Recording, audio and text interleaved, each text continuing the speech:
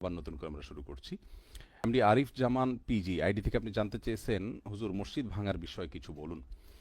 দেখুন, ফরিদপুরের সালথায় আহলে হাদিস মসজিদ এবং মাদ্রাসা ভেঙে ফেলার ঘটনার ব্যাপারে আমরা সবার আগে যারা নিন্দা জানিয়েছেন তাদের মধ্য থেকে আমরা আলহামদুলিল্লাহ অন্যতম, অর্থাৎ শুরুর দিকে যারা নিন্দা জানিয়েছেন এই কর্মকাণ্ডের এবং তীব্র ভাষায়, আলহামদুলিল্লাহ আমরা সেই শুরুর দিকে নিন্দা জ্ঞাপনকারীদের মধ্য থেকে ছিলাম। আল্লাহ তাআলার একান্ত অনুগ্রহ এটি। এবং আমরা এই মসজিদ যারাই ভেঙেছে তারা যে গর্হিত কাজ করেছেন, জঘন্য অপরাধ করেছেন, এবং তাদের অপরাধকে কোনো সংজ্ঞায় সংজ্ঞায়িত করে বোঝানো কঠিন। যেখানে আল্লাহর ঘরে জিকির করতে বাধা দেওয়া, এটা যেখানে সবচেয়ে বড় জুলুম বলে কোরআনে আল্লাহ তাআলা আখ্যায়িত করেছেন, ওমান আযলামু মিম্মান মানাআ মাসাজিদ আল্লাহি ইউযকারা ইলা আখিল আয়া। এই আয়াতে যেখানে আল্লাহ তাআলা আল্লাহর ঘরে জিকির করতে বাধা দেওয়াকে সর্বোচ্চ অপরাধ বলেছেন, সেখানে আল্লাহর ঘরকে ভেঙে ফেলা এটা কত বড় অপরাধ হতে পারে সেটা বলাই বাহুল্য। আর এজন্য এই ঘটনা যখন আমরা শুনতে পারলাম এবং জানতে পেরেছি যে হ্যাঁ ঘটনা সত্য, মসজিদ বা মাদ্রাসা বা মসজিদ মাদ্রাসা একসঙ্গে সেটা ভাঙার ঘটনা ঘটেছে, তখন আমরা প্রতিবাদ করে আমাদের আইডি থেকে সর্বপ্রথম পোস্ট করেছিলাম। সেই পোস্টে আমরা কি লিখেছি আপনাদেরকে আগে পড়ে শোনাই, তারপর আমি ইনশাআল্লাহ বিভিন্ন প্রশ্ন উত্তর দেব এই বিষয়ে। আমরা লিখেছিলাম, যারা ফরিদপুরে আহলে হাদিস মসজিদ ও মাদ্রাসা ভেঙে ফেলেছেন তারা কি ফরিদপুরে অবস্থিত আট্রসি শিরকি কাণ্ড বন্ধ করতে পেরেছেন? যে মুসলমানই মসজিদ নির্মাণ করুন সেটি আল্লাহর ঘর, এটিকে মসজিদে দিরার আখ্যায়িত দিয়ে ভেঙে ফেলাকে জায়েজ মনে করা আত্মপ্রবণতা প্রতারণা ছাড়া আর কিছুই নয়। মসজিদে দিরারের প্রতিষ্ঠাতারা মুনাফিক কাফের ছিল। আহলে হাদিসদেরকে আপনারা যারা মসজিদ ভেঙেছেন তারা কি কাফের মনে করেন? যদি না করেন তাহলে সেটাকে মসজিদে দেরার কিভাবে বলে সেটাকে ভেঙে ফেলার মতো স্পর্ধা দেখাতে পারেন? মতের অমিল হলেই ভেঙে ফেলতে হবে, গুড়িয়ে দিতে হবে, এই হিংস্রতার নিন্দা জানাই। এসব কখনো খারাপ ছাড়া ভালো কিছু বই আনবে না, বরং অশান্ত করবে গোটা সমাজকে। হানাফি আহলে হাদিস সবাই এদেশে অমুসলিমদের সঙ্গে সহাবস্থানের কথা বলেন, সেখানে ভিন্ন মতের মুসলিমদের উপর আক্রমণ এটা কোন ধরনের ওয়ালাবাড়া? অমুসলিমদের উপাসনালয়ে কোনো মুসলিম হামলা করলে সব মতপথের আলেমরা সেটার নিন্দা জানান, তাহলে ভিন্ন মতের মুসলমানদের মসজিদ ভেঙে ফেললে তার বিরুদ্ধে কেন নিন্দা জানাবেন না? দূরদর্শী কওমি ওলামায়ে কেরামকে বিনীতভাবে অনুরোধ করব, এসব কর্মকাণ্ড বন্ধ করতে উদ্যোগী হন, সব ধরনের সন্ত্রাসকে না বলুন। অন্যথায় কিছুদিন পর পাকিস্তানের মতো পরস্পরের মসজিদে নামাজরত মুসল্লিদের উপর বোমা হামলা করাকেও এবাদত মনে করবে কিছু মানুষ। আর যদি কেউ মনে করেন এটি সঠিক কাজ হয়েছে, অর্থাৎ মসজিদ ভাঙা হয়েছে, মাদ্রাসা ভাঙা হয়েছে, আহলে হাদিসদের এটা ঠিক কাজ হয়েছে, যদি কেউ মনে করেন, তাহলে তাদের বলবো, আসুন নিজেদেরকে নিজেরাই মেরে ফেলি, কাফেরদের কাজটা সহজ করে দেই। মসজিদ ভাঙা যদি জায়েজ হয় তাহলে সে মসজিদের মানুষ মারাও জায়েজ হবে, কি বলেন? প্রিয় দর্শক, এই ছিল আমাদের কালকের স্ট্যাটাস। এই স্ট্যাটাসটি আমরা লিখেছি আমাদের আইডিতে। বহু ভাইরা প্রশ্ন করছেন, আপনার ভেরিফাইড ফেসবুক পেজে কেন দিচ্ছেন না? ভাই আমার, এটা নিয়ে যে পরিমাণ গালমন্দ আমি শুনেছি, যে পরিমাণ বাজে কথা আমি শুনেছি, আমার মনে হয় ইতিপূর্বে আর কোনো বিষয় আমাকে এত কথা শুনতে হয় নাই। ভাবখানা এমন যেন এই মসজিদ আমি ভেঙেছি, আমি ধ্বংস করেছি, এটার নেতৃত্ব আমি দিয়েছি। সবার আগে প্রতিবাদ করলাম সবচেয়ে জোরালো ভাষায়, সবচেয়ে তীব্র ভাষায়। এর চাইতে তীব্র ভাষায় প্রতিবাদ কিভাবে করতে হয় যদি কেউ জানেন আমাকে একটু মেহরবানি করে জানিয়ে দিবেন। সর্বোচ্চ আমার সামর্থ্যের শেষটুকু দিয়ে আমি এই অনাচারের বিরুদ্ধে প্রতিবাদ জানিয়েছি। আলহামদুলিল্লাহ এর পরে বহু মানুষ প্রতিবাদ জানিয়েছেন, কিন্তু শুরুটা যারা করেছেন তাদের মধ্য থেকে একবারে শুরুর দিকে আমি প্রতিবাদ করেছি এবং সেখানে ছবি অ্যাড করেছি। আমার সেই স্ট্যাটাসটি সালিম বিন সাখাওয়াত নামে এক ভাই মাগুরার, তার আইডি থেকে আমি এখন পড়ে শোনালাম, তিনি তখনই সাথে সাথে কপি করে পেস্ট করেছেন। এখন এখানে কয়েকটি প্রশ্ন আমাদের অনেক ভাইরা করছেন, আমি সেগুলোর উত্তর দিচ্ছি। এক নম্বর প্রশ্ন হলো যে আহ, আমি এই পোস্টকে পরবর্তীতে এডিট করে বলেছি যে মসজিদ সেখানে ছিল কিনা, যেটা ভাঙা হয়েছে সেটা নিয়ে বিতর্ক দেখা দিয়েছে, বিপরীতমুখী কথা আছে। তো এখনো পর্যন্ত যখন লিখেছি আমি তখনকার কথা বলেছি যে এখনো পর্যন্ত সেখানে মসজিদ ছিল এই মর্মে কোনো প্রমাণ আমার কাছে আসেনি। তবে যেটাই থাকুক না কেন, মসজিদ না থাকুক, মাদ্রাসা থাকুক, নামাজের জায়গা তো ছিল। কোনো জায়গা যদি কিছু মানুষ সেখানে নামাজ পড়েন, ওয়াকফ করা না হলে সেটা মসজিদের পূর্ণাঙ্গ মর্যাদা না পেলেও সেটাও মুসল্লা নামাজের জায়গা। অতএব সেটা তো ভাঙা হয়েছে, মাদ্রাসা তো ভাঙা হয়েছে, এটুক তো নিশ্চিত। আমি সেটার প্রতিবাদ জানিয়েছি।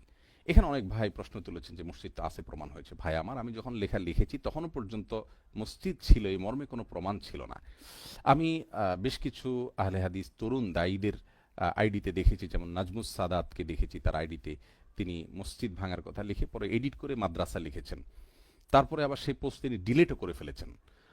তো Bangla news 24.com, daily star সহ বিভিন্ন পত্রিকা সেখানে মাদ্রাসার কথা উল্লেখ হয়েছে এবং সেখানে মসজিদের কথা কোনো উল্লেখ নাই, বলা হয়েছে মাদ্রাসা ছিল, মাদ্রাসা ভাঙা হয়েছে। তারপরে যেহেতু এটার কোনো প্রুফ পাওয়া যাচ্ছে না, সেজন্য যেটুকু নিশ্চিত আমরা সেটুকু লিখেছি।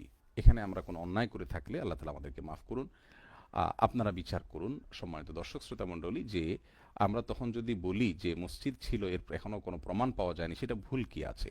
তবে হ্যাঁ, বেশ কিছু পরে, কয়েকবার 14 ঘন্টা পরে আমাদের পোস্টটা ফেসবুক যখন ডিলিট করে দিয়েছে, তারপর আমরা দেখেছি সেখানে কিছু কিছু ছবিতে মিম্বরের ইয়ে দেখা যাচ্ছে, অর্থাৎ মিম্বর থাকার মানে হলো সেখানে মসজিদ ছিল, এটা বোঝা যাচ্ছে সেখান থেকে। বা নামাজের আয়োজন, জুমার আয়োজন ছিল নিয়মতান্ত্রিকভাবে, মসজিদ ছিল, এটুকু অনেকখানি জোরালোভাবে সেটি সেই মিম্বরের ছবি দ্বারা বোঝা যায়, যদি সে ছবি ঠিক হয়ে থাকে।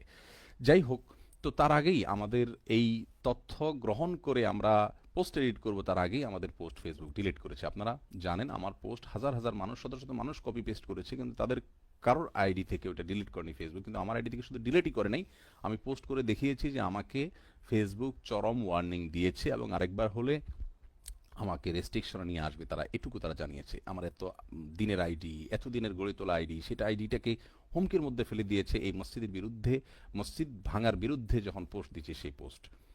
এরপরেও যখন কিছু আহলে হাদিস ভাই, নামধারী কিছু আহলে হাদিস ভাইরা অকথ্য ভাষায় গালিগালাজ করছেন, অকথ্য ভাষায় আক্রমণ করছেন, আমি জানি না এই আক্রমণ থেকে তারা কি অর্জন করছেন, তারা এখান থেকে কি পেয়েছেন। এবং আমি তো সবার আগে প্রতিবাদ করলাম, সবচেয়ে জোরালো ভাষায় প্রতিবাদ করলাম। আরেকটা অভিযোগ আছে এখানে, সেটা হলো যে অনেকে বলতে আমার একটা কমেন্টের স্ক্রিনশট নিয়ে বিভিন্ন জায়গায় সেটাকে প্রচার করে বেড়াচ্ছেন এবং ওইটাই আমার স্ট্যাটাস হিসাবে উল্লেখ করছেন। আমি অবাক হলাম যে আমার কমেন্ট আর স্ট্যাটাস তো এক হয় না। কমেন্ট অনেক সময় পাল্টা কমেন্ট হিসাবে লেখা হয়, স্ট্যাটাস তো সেটি নয়। আমার স্ট্যাটাসে তো সেটি ছিল না, যেটিকে আজকে স্ক্রিনশটে অনেকে দেখাচ্ছেন। আমরা সেখানে লিখেছি যে হানাফি হোক অথবা আহলে হাদিস হোক, এই নামে হানাফি মসজিদ এবং আহলে হাদিস নামে আমরা সাধারণভাবে বলেছি, আহলে হাদিস কি বলিনি আলাদা করে। হানাফি মসজিদ, আহলে হাদিস, কারণ হানাফি মসজিদ নামে আমরা রসুলপুর হানাফি মসজিদ আরো দুই একটা ছবি দেখেছি ফেসবুকে, সেটার ভিত্তি করে আমরা বলেছি যে হানাফি মসজিদ হোক আর আহলে হাদিস মসজিদ হোক, শাফি মসজিদ হোক। শাফি মসজিদ আমরা বলিনি, যে মসজিদই হোক না কেন এরকম নাম দিয়ে মসজিদ নির্মাণ করা, এটাকে ব্যক্তিগতভাবে আমি সমর্থন করি না। এটা আমার মত থাকতেই পারে। আমি তো এখানে আহলে হাদিস মসজিদের শুধু বিরুদ্ধে করি না, হানাফি মসজিদের বিরুদ্ধে করেছি। শেষে বলেছি যে বিভেদ করা জঘন্য অপরাধ, এটা তো সবার উপরে প্রযোজ্য হয়, কারণ আমি তো সবাইকে উল্লেখ করে তারপরে বলেছি। তাহলে সেটাকে কিছু ভাই নির্দিষ্ট ঘরানার জন্য টেনে নিয়ে সেটা নিয়ে বিষোদ্গার করছেন। আমার এই জীবনে যত গালমন্দ, যত সমালোচনা, যত আক্রমণ আমাকে আমাদের কিছু নামধারী আহলে হাদিস ভাইরা করেছেন, আমার সারা জীবনে যত গালমন্দ শুনেছি, যত বাজে কথা শুনেছি, যত আক্রমণ শুনেছি, যত নিকৃষ্ট কথা ইসলাম প্রচারের নাম দিয়ে শুনেছি, তন্মধ্যে সবগুলোকে একত্র করলে বোধ হয় সবগুলো 5%ও হবে না 100-র মধ্যে, আর বাকি 95% বা তারও বেশি হবে শুধুমাত্র এই চিহ্নিত কিছু ভাইদের কাছ থেকে আক্রমণ পেয়েছি। আমি জীবনে কোনোদিন কাউকে আক্রমণ করে কথা বলি নাই আমার জানা মতে। আমি কাউকে অ্যাটাক করে বলি না, কোনো চিন্তা, কোনো আদর্শকে আক্রমণ করে বলি না, কোনো ব্যক্তিত্ব প্রশ্নই ওঠে না। তারপরেও যদি এই আক্রমণ হয়, তাহলে আমি বলতে চাই যে আব্দুল্লাহ জাহাঙ্গীর রহমাহুল্লাহর মৃত্যুর পর শেখ সাইফুদ্দিন বেলাল বলেছিলেন আল্লাহ তাআলা তার প্রতি রহম করেছেন, কারণ এই মাটিতে আরো কিছুদিন থাকলে এই লোকটাকে হয়তো মানুষ তার চরিত্র হনন করা শুরু করে দিত। বরং ভালো ভালো আল্লাহ তাআলা তাকে নিয়ে গেছেন, এটা তার প্রতি আল্লাহ তাআলা রহম করেছেন। আমার কাছে এখন মনে হয় যে এটি আসলে অনেকখানি সঠিক বলেছেন শেখ সাইফুদ্দিন বেলাল হাফিজাহুল্লাহ। যাই হোক প্রিয় দর্শক, তো বলছিলাম যে আমার কমেন্টের স্ক্রিনশট নিয়ে যারা বিভিন্ন জায়গায় দিচ্ছেন, আমার এত বিশাল স্ট্যাটাসে এত নিন্দাবাদ করলাম এই মসজিদ ভাঙার, সেটার স্ক্রিনশট কেউ দিলেন না। তাহলে এটা তো ইচ্ছাকৃত শত্রুতা, এ বিদ্বেষ। কেন এ বিদ্বেষ? আমি কি ক্ষতি করেছি?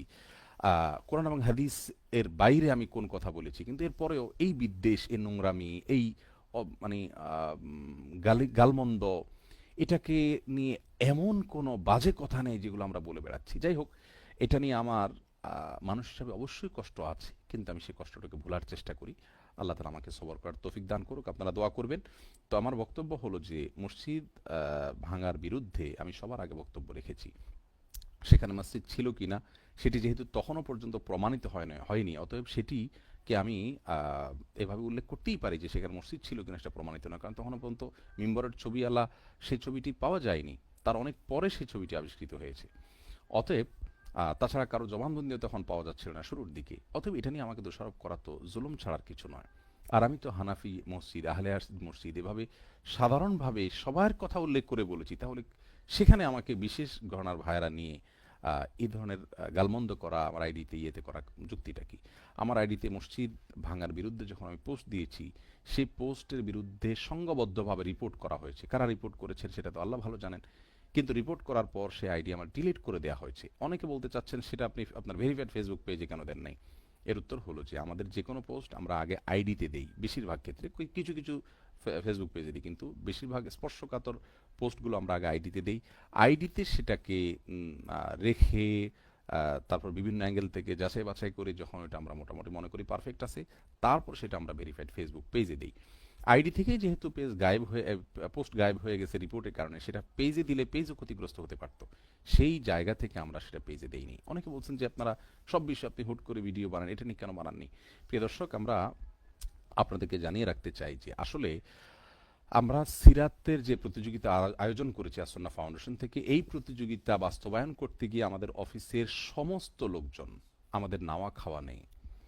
আমাদের সকাল থেকে রাত 12টা, 1টা, 2টা, 2:30টা পর্যন্ত কোনো কোনো দিন আমাদের ঘুমোতে লেগে যায়। এভাবে আমাদের কাজ চলছে। এবং অফিসে যারা ক্যামেরা ধরেন, যারা এডিট করেন, তারা পর্যন্ত এই সিরাতের যে প্রতিযোগিতা 40,000 মানুষ নিবন্ধন করেছেন। এবং এদের বই পুস্তক এগুলো প্যাকেট করা, পাঠানো, 40,000 পার্সেল পাঠানো কত কঠিন কাজ আমাদের অল্প সামর্থ্য, স্বল্প সামর্থ্য এবং সীমিত জনবল নিয়ে। এটা নিয়ে আমরা গত 10-15 দিন পর্যন্ত এই পরিমাণ পেরেশানিতে আছি যে আমাদের অফিসে কেউ বসার মতো কোনো সময় আমাদের হাতে ছিল না। যার কারণে গত 8-10 দিনে আমাদের কোনো নতুন ভিডিও চাইনি। এমনকি আগামী আরও 2-4 দিনেও হয়তো আমাদের নতুন কোনো ভিডিও যাবে না। আমাদের পেজের ইতিহাসে কখনো এরকম 10-12 দিন পর্যন্ত নতুন কোনো ভিডিও যায়নি, এমন কখনো হয়নি। কিন্তু এবার হয়েছে। আমাদের ব্যস্ততার মাত্রা আশা করি আপনারা বুঝতে পারছেন। এরকম অবস্থা চলেছে। ক্যামেরার সামনে বসার কোনো স্কোপ আমাদের সামনে ছিল না। আমরা সাকিব আল হাসানকে নিয়ে যে বলেছি সেটা গত সপ্তাহে লাইভের পরে, কারণ লাইভে যখন আমরা বসেছি একসাথে দুইটা আমরা সারতে পেরেছি। এরপরে আমাদের আর আলাদা করে বসার মতো কোনো সময় নেই। ভিডিও এডিট করার জন্য যারা বসবে তাদের এডিট করার সময় নেই, তারা প্রত্যেকে এটা নিয়ে ব্যস্ত আছেন, মহাব্যস্ত আছেন। আমাদের একান্ত কাছে থেকে যারা দেখছেন তারা জানেন যে কিভাবে আমরা কাজগুলো করতে হচ্ছে।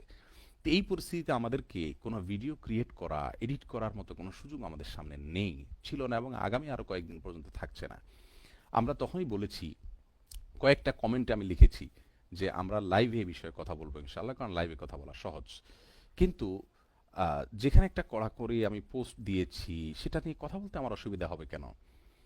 আর আমি ইসলামের হয়ে কথা বলি, ইসলামের হয়ে কথা বলি। মুসলিমদের পারস্পরিক বিবাদ হলে কোনো একটা পক্ষই অন্য পক্ষকে বিষোদ্গার করা, অন্য পক্ষের বিরুদ্ধে কথা বলা, একটা পক্ষের পক্ষ অবলম্বন করা, এরকম কাজ আমাদের দ্বারা কখনো হয়নি।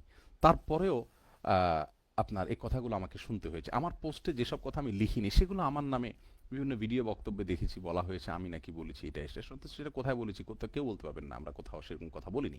যাই হোক, ভিডিও পোস্ট আমরা করতে পারিনি। আমাদের সীমাবদ্ধতা হলো যে সিরাত প্রোগ্রামের কারণে আমরা কেউ ক্যামেরার সামনে বসা বা এডিট করা, ক্যামেরা ধরা, এগুলোর মতো সময় আমাদের সামনে ছিল না, সেজন্য আমরা এটা করতে পারি নাই।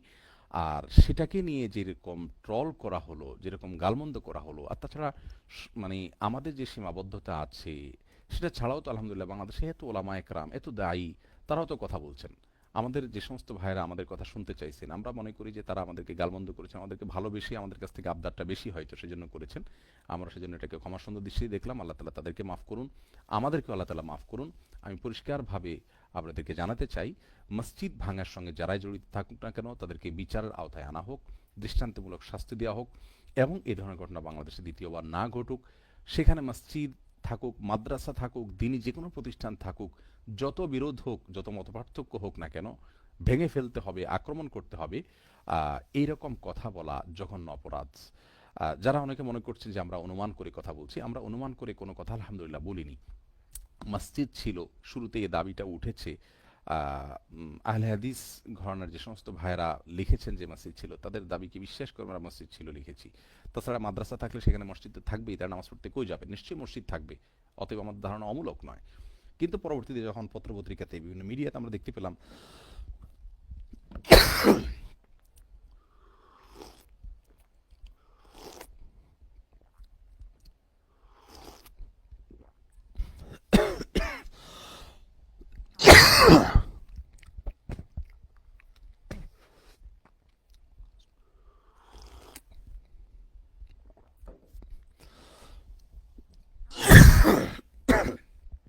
যাই হোক, আমরা চেষ্টা করেছি কথা বলার জন্য। আল্লাহ তালা আমাদেরকে আমাদের ভুল ত্রুটিকে আল্লাহ তালা মাফ করুন, এবং আমাদের সবাইকে সঠিকতার উপর আল্লাহ তালা অটল থাকার তৌফিক দান করুন, এবং সব ধরনের সন্দেহ থেকে, সংশয় থেকে, পারস্পরিক শত্রুতা থেকে আল্লাহ তালা আমাদেরকে বাঁচিয়ে রাখুন।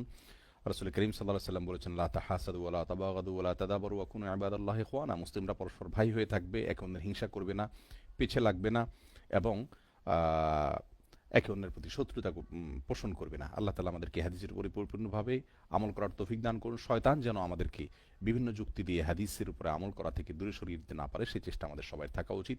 আল্লাহ তাআলা আমাকে, আপনাকে, আমাদের সবাইকে সেই তৌফিক দান করুন। জাযাকুমুল্লাহ খাইর। এরপরে একটা প্রশ্ন